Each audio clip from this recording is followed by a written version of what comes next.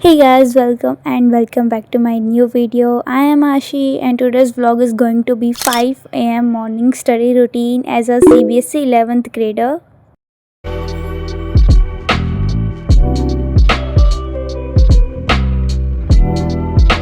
वैसे तो मेरी नींद 4:30 खुल गई थी बट मैं पढ़ने 4:50 पर बैठी थी क्योंकि सर्दियों में भाई बहुत आलस आता है उठने में।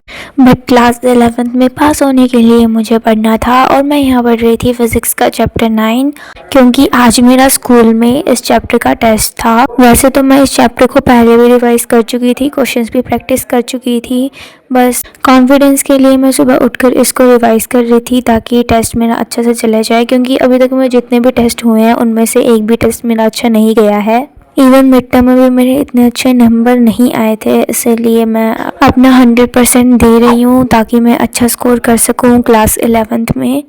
फिज़िक्स मैंने बस 10-15 मिनट तक ही पढ़ी थी क्योंकि जैसे कि मैंने कहा मैं फ़िज़िक्स का चैप्टर पहले भी पढ़ चुकी हूँ, बस रिवाइज़ करना था। उसके बाद मैं पढ़ रही थी केमिस्ट्री में थर्मोडायनेमिक्स और ये चैप्टर मेरे को बहुत ज़्यादा इजी लगा क्योंकि मैंने बस इस चैप्टर को 1-2 बार ही पढ़ा था एंड उसी में ही मेरे को ये चैप्टर अच्छी तरीके से रिवाइज़ हो गया था। इवन सारे कॉन्सेप्ट्स भी क्लियर हो चुके हैं मुझे इस चैप्टर के। बस क्लियरिटी के लिए मैं यहाँ पर थोड़े NCERT के क्वेश्चन से प्रैक्टिस कर रही थी। इस चैप्टर में ज़्यादा क्वेश्चंस नहीं थे तो ये चैप्टर भी मेरा आराम से आधे घंटे के अंदर हो गया था और मैं इस चैप्टर के NCERT questions magnet brains channel से कर रही थी। और हमारे यूनिट टेस्ट भी आ रहे हैं जिसकी प्रिपरेशन का व्लॉग भी मैं डाल दूंगी बाद में। और अब की बार हमारे यूनिट टेस्ट में सबसे हार्ड चैप्टर आने वाले हैं, मतलब जो मोस्ट स्कोरिंग चैप्टर्स हैं वही सिलेबस रहेगा अब की बार के यूटी का। और एक भी यूटी में हमें कोई भी प्रिपरेटरी लीव नहीं मिली है, इसलिए मैं यहाँ पर पहले ही चैप्टर्स रिवाइज कर रही हूँ ताकि एंड मोमेंट पे मुझे ज़्यादा मेहनत ना करनी पड़े। मैंने सभी सब्जेक्ट्स के यूनिट टेस्ट में आने वाले एक एक चैप्टर अच्छी तरीके से तैयार कर लिए हैं और यहाँ पर मेरा थर्मोडायनेमिक्स भी कंप्लीट हो चुका था। जैसा कि मैंने कहा बहुत कम क्वेश्चंस थे इस चैप्टर में, तो मेरे आधे घंटे के अंदर अंदर सारे क्वेश्चंस विद एग्जांपल्स कंप्लीट हो गए थे। एग्जाम्पल भी इसमें बस 14 ही थे और वो भी बहुत ज़्यादा ईजी थे। तो ये चैप्टर तो मैंने सुबह सुबह में ही कंप्लीट कर दिया था पूरा का पूरा।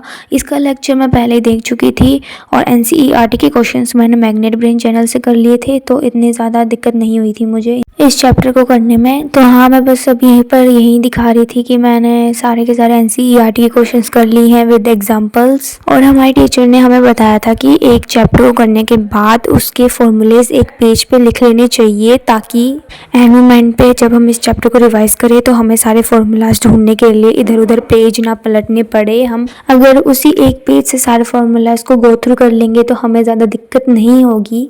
तो बस मैं अब यहाँ पर यही दिखा रही थी कि यहाँ मैंने सारे फॉर्मूलेज लिख लिए हैं विद NCERT के क्वेश्चंस। अब आ रही थी इक्विलिब्रियम की, ये भी हमारा यूनिट टेस्ट में आ रहा था और ये बहुत ज़्यादा हार्ड चैप्टर है, इसीलिए मैंने इस चैप्टर को सुबह सुबह नहीं पढ़ा। ये मेरी स्कूल से आने के बाद की क्लिप है क्योंकि मेरे को सुबह सुबह जल्दी स्कूल जाना होता है, तो मैं मैक्सिमम बस 1 घंटा ही पढ़ पाती हूँ। और मैं यहाँ पर ये वाला मूड चेंजिंग वाला किचन लाई थी, मुझे बहुत अच्छा लगा। और मैं यहाँ पर इक्विलिब्रियम का लेक्चर देख रही थी बट लेक्चर बहुत ज़्यादा लंबे थे, इसलिए मैंने लेक्चर को छोड़कर NCERT के क्वेश्चंस को करना स्टार्ट कर दिया। बट भाई रुको रुको, मतलब मैंने जब इस चैप्टर के NCERT क्वेश्चंस को देखा ना, मतलब भाई मेरी हालत पूरी की पूरी ख़राब हो गई। पहली बात तो इस चैप्टर में कुल मिलाकर पूरे के पूरे 28 एग्जाम्पल्स हैं, ठीक है। एंड उसके बाद इस चैप्टर के NCERT के क्वेश्चन देखो भाई, पूरे 73। मतलब यार 73 क्वेश्चंस कैसे करूँगी मैं, वो भी सिर्फ 2 दिन में। ऊपर से मैंने इस चैप्टर का पूरा लेक्चर भी कंप्लीट नहीं करा था, मैंने बस यही सोचा था कि मैं बस NCERT के क्वेश्चंस प्रैक्टिस कर जाऊँगी। बट भाई 73 क्वेश्चंस वो भी पूरे 2 दिन में कैसे करूँगी मैं। और 2 दिन बाद ही मेरा केमिस्ट्री का यूटी था और मुझे एक भी छुट्टी नहीं मिली है। मेरा पहला यूटी ही केमिस्ट्री का है एंड मुझे एक भी छुट्टी नहीं मिली है। NCERT के क्वेश्चंस को छोड़कर मैं जब एग्जाम्पल्स करने गई तो एग्जाम्पल्स भी पूरे 28 निकले। और यहाँ पर मैं यूट्यूब से कर रही थी, भाई तुम खुद देखो कितनी ज़्यादा वीडियोस हैं, मतलब पूरी 101 वीडियोस थी एग्जाम्पल्स की। बट भाई मैं और कुछ नहीं कर सकती थी, इसलिए मैंने एग्जाम्पल्स को प्रैक्टिस करना ही स्टार्ट कर दिया और मैं यहाँ पर इक्विलिब्रियम चैप्टर के ही एग्जाम्पल्स कर रही थी। अब मेरे पास कुछ बोलने के लिए बचा नहीं था, तो मैंने यहाँ पर म्यूज़िक लगा दिया था। तुम लोग इसको स्किप भी कर सकते हो।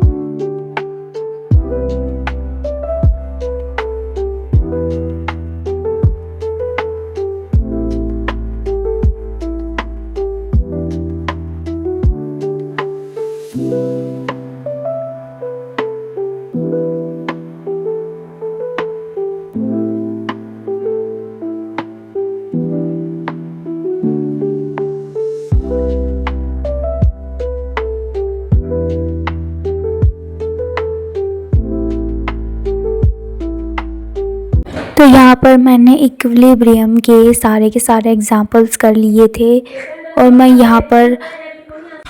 यहाँ पर अपने स्कूल का होमवर्क भी कंप्लीट कर लिया था। वही मैं दिखा रही हूँ। यहाँ पर थर्मोडायनेमिक्स के एनसीईआरटी क्वेश्चंस करे थे मैंने। तो बस इतना ही था आज के व्लॉग में। अगर थोड़ा सा भी अच्छा लगा हो तो वीडियो को लाइक कर देना और चैनल को सब्सक्राइब कर देना, ऐसे ही मोर इंटरेस्टिंग व्लॉग्स के लिए। और अभी मेरे यूनिट टेस्ट भी आ रहे हैं, तो उसके व्लॉग्स भी आएंगे यूट्यूब पर।